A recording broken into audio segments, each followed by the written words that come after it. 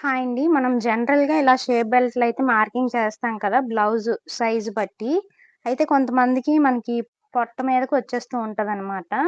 So, అలా రాకూడదు అనుకుంటే షేప్ బెల్ట్ అంతా ఇలా మార్కింగ్ చేస్తాం కదా! మార్కింగ్ చేసిన తర్వాత ఈ కింద సైడ్‌న కొంచెం మనం ఇలా క్రాస్‌గా గనక మార్క్ చేసుకున్నామనుకోండి, మనకి పొట్ట మీదకి రాదనమాట. నీట్ ఫినిషింగ్ కూడా ఉంటుంది.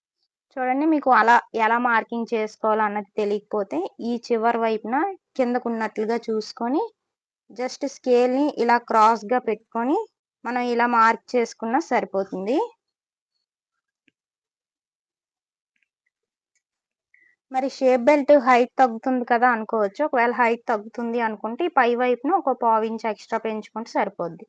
కింద వైపున క్రాస్‌గా ఒక పావించో లేదంటే హాఫ్ ఇంచో ఇలా పెట్టుకున్నాం కదా! సో, కిందన ఎంతైతే తగ్గించామో పైనంత పెంచుకున్నామంటే సరిపోతుంది.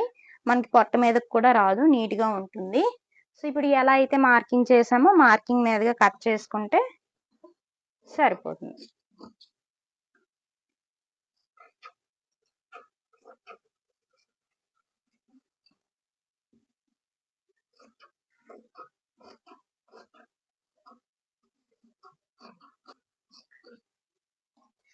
చూసారు కదా! మనం ఎక్కడ క్రాస్‌గా కూడా కట్ చేసినట్టు అనిపించడం లేదు.